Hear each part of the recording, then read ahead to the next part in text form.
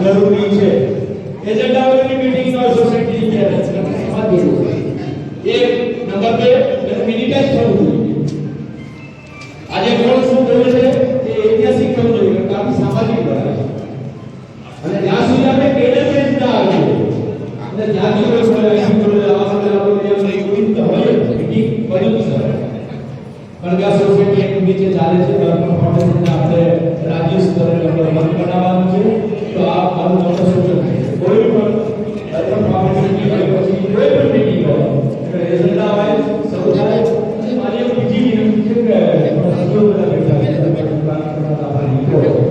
કે વારે વારે પોતે એવું ન કરો કે અમે આમ કરવાનું છે અમારી પર સરકાર બાબા સાહેબ પણ ન કરો અને પેરેલલ ચાલે તમે તમારું કામ કરો બસ વટથી કામ કરો પણ વારે વારે અને ઉત્સાહ હોવો જોઈએ અને ટ્રસ્ટીઓમાં તો ખાસ હોવો જોઈએ એટલે સારું છે આજે તમે કોણ કોષાધ્યક્ષ છે કોણ પ્રમુખ છે કોણ સેક્રેટરી છે એની આજ સમાજને ખબર પડે તમે મહેનત કરતા હતા ઘરે ઘરે જતા હતા આખા ગુજરાતમાં રેકડા છે પોતાના ખર્ચે રેકડા છીએ અને એમાં સમાજના બધા બેઠા બધા આ જ પ્રવૃત્તિ કરે છે કારણ કે સમાજ છે એ ધીરે બધામાંથી પ્રેરણા લેતો હોય છે પણ ખાસ અર્પણ ફાઉન્ડેશન એ વસ્તુ યાદ રાખવાની છે આપણી લડાઈ વિચારધારાની છે સવર્ણ અને અવર્ણની છે સુર અને અસુરની છે આ લડાઈ રહેવાની છે નકર તમે વિડિયો જોઈ શકો છો અને એ વાત આપણે કરવી પડશે ઘણા એવું માને છે સંતો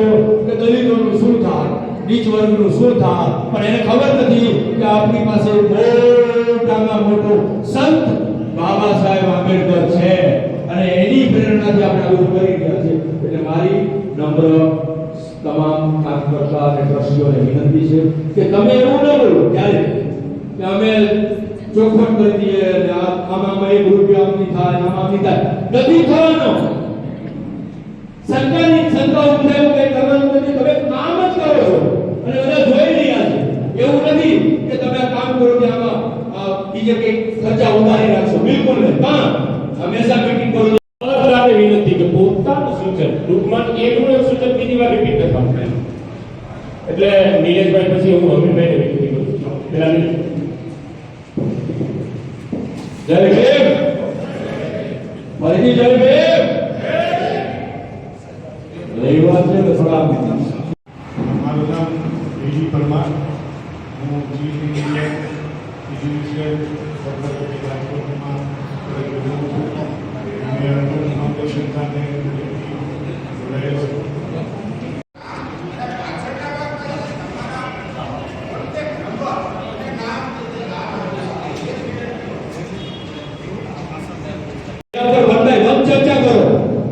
સ્વાગત પ્રવચન થઈ જાય આવકાર થઈ જાય પછી મિનિટ પ્રમાણે આવો કોઈને કઈ કહેવાનું રહેતું નથી વચ્ચે કઈ બોલવાનું આવતું નથી જાય કારણ કે અહીંયા બધા એક નાનાથી મોટો પોતાની રીતે સમાજને યોગદાન આપે છે એને જે વાંચ્યું છે એને જે કાર્ય કર્યું છે એને જે લીધું છે એ પ્રમાણે એટલે તમે આખું ગુજરાત ફેરવો જે કાંઈ એ સભામાં કરીએ છીએ ત્યારે વાંધો થતો નથી છતાંય ક્યારેક થોડા ઘણા મતભેદ થાય મતભેદ થાય તો અમે હસી મજાક કરી અને તરત જ એનો નિકાલ લાવી દઈએ છીએ અને દર વર્ષે એનો ઓડિટ થાય છે એટલે અમારી ઓફિસ સિટી મોલમાં છે કોઈ પણ સભ્યશ્રીઓ કે કોઈ સવારના આગેવાનો ઈચ્છે તો અમારી ઓફિસે આવી અને એના હિસાબો પણ ચેક કરી શકે છે આવતા 20મી એપ્રિલના કાર્યક્રમમાં આપ સૌ આપણો પોતાનો કાર્યક્રમ છે એમ સમજી અમે સાથ સહકાર આપશો એવી અપેક્ષા સાથે જય ભીમ નવો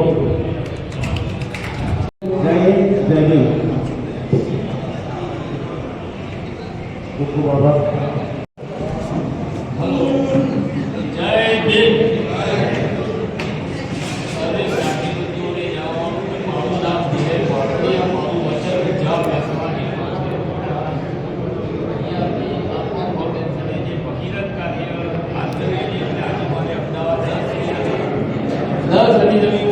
જાઉં છું, પરંતુ સાહેબની નમ્ર વિનંતી હતી કે સાહેબ તમે આ પ્રોગ્રામમાં હાજર રહો. હું બચપનથી સામાજિક કામોમાં જોડાયેલો છું અને મહેસાણા જિલ્લા અને જૂનાગઢ જિલ્લા વચ્ચે શું તફાવત છે જાણવાની ઘણી ઈચ્છાઓ હતી. અહીંયા આવ્યા પછી ટાઈમ મળતો નહોતો. ઘણા બધા અમુક સેવકોને જોઈ રહ્યો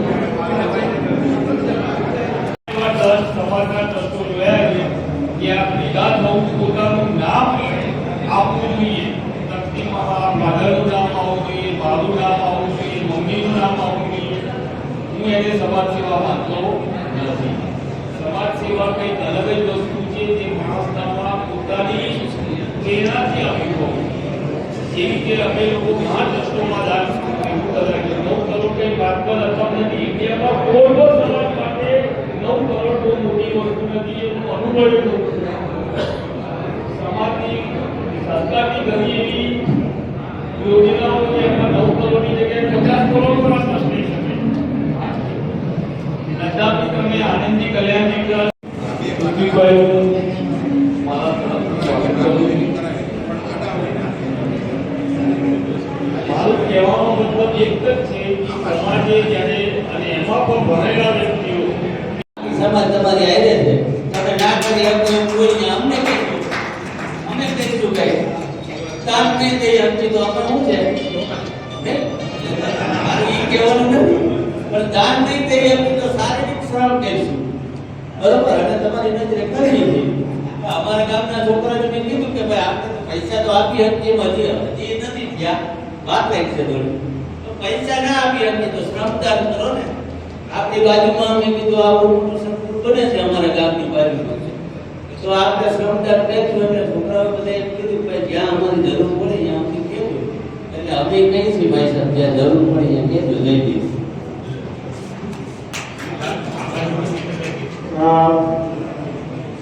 સુગરબેન સોલંકી પીએસઆઈ આજો આપણે જાણ માટે વાત કરું કે બેન પહેલાથી જ્યારે આ પાયો નખાવવા અને બાપા મંગેશકર જોડવાનું ત્યારથી બેનનો સહયોગ એટલે આપણે એવું તો શું છે રસ્તુભાઈ અમને ના ફાવે ખાય નહીં એટલે કહેવાનો મતલબ આ સમયે બેનને પણ હાર્દિક સ્વાગત તથા ફાઉન્ડેશન વતી. હવે ભોજન પણ તૈયાર થઈ ગયું છે. વિશેષ ચંદ્ર સાહેબ આપને કહેવું હોય તો બહુ થોડા સમય માટે આવી જાય. રાજેન્દ્રભાઈ આવી જાઓ. 2 મિનિટ માટે આપણે તો એ તમારી ઈચ્છી થઈ જાય. એટલે અમે બહુ એવો નક્કી કર્યો છે કે અર્પણ ફાઉન્ડેશનનું બિલ્ડિંગ તૈયાર થઈ જાય. સરસ મજાના કોચિંગ ક્લાસના યુપીએસસી સાથે બીજી એક્ઝામ એના માટે જોવાનું. એટલે વિશેષ આપણે એ જાણ માટે હવે હું પીએસઆઈ સુગરબેન પોલીસ સ્ટેશન ખાતે ફરજ બજાવું છું.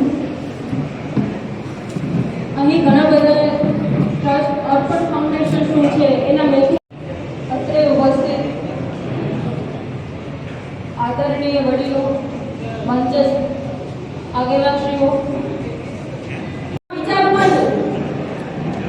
એ વિચારનું અમલીકરણ કરવાનું હતું.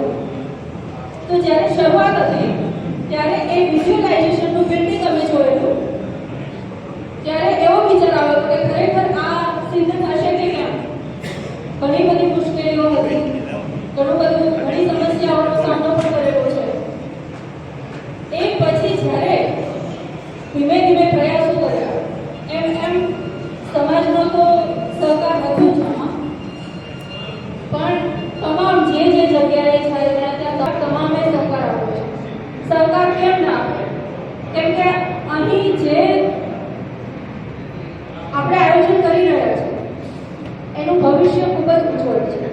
આપણને ખબર જ છે ઘણા બધા અહીંયા ઉપસ્થિત આગેવાનો સૌને પોતાના જીવનમાંથી જ ઘણા બધા અનુભવો થયા હશે કે જ્યારે તમારે આપણે ભણવાનું હતું ત્યારે આવા કોઈ સંસ્થાઓ કે આપણને આવો કોઈ સહયોગ નથી મળતો.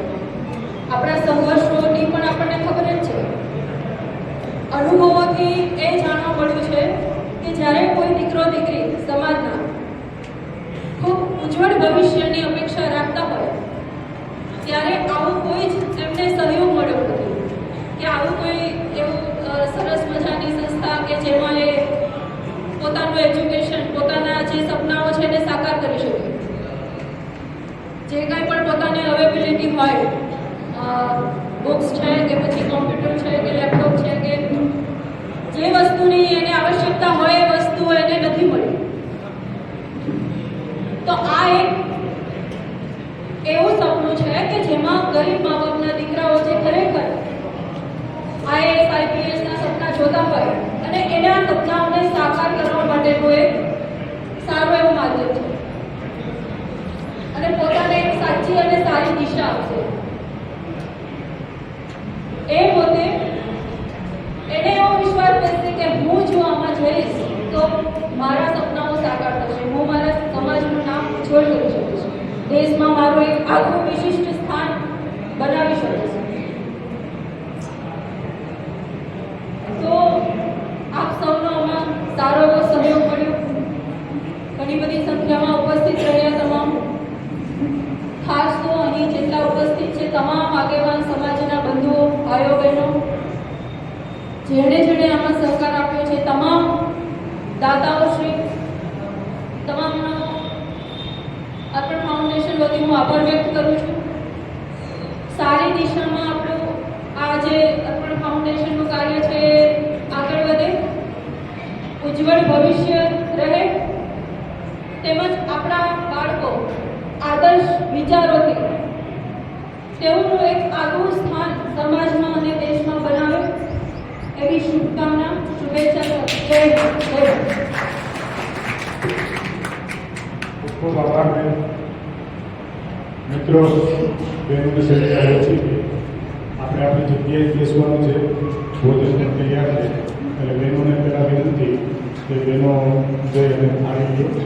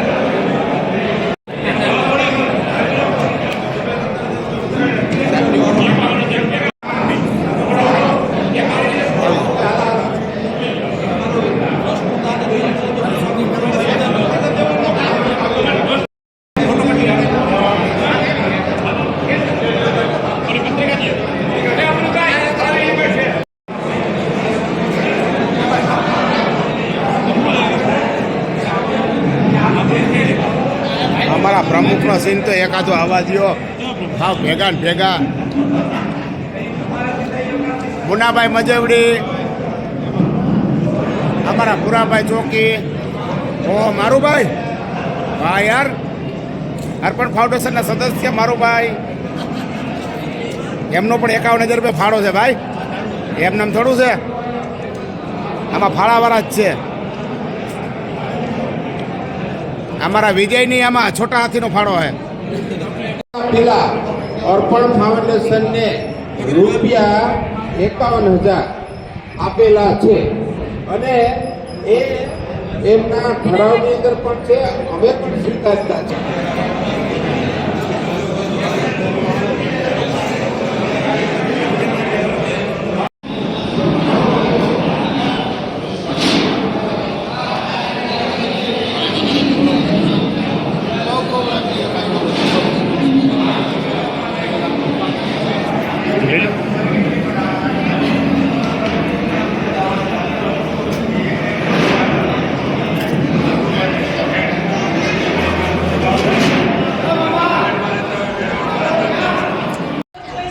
અમારા સત્સંગ સાંજે છે ને તમે ગ્રુપ જોજો. કોઈ બાકી નહીં, બધા આવી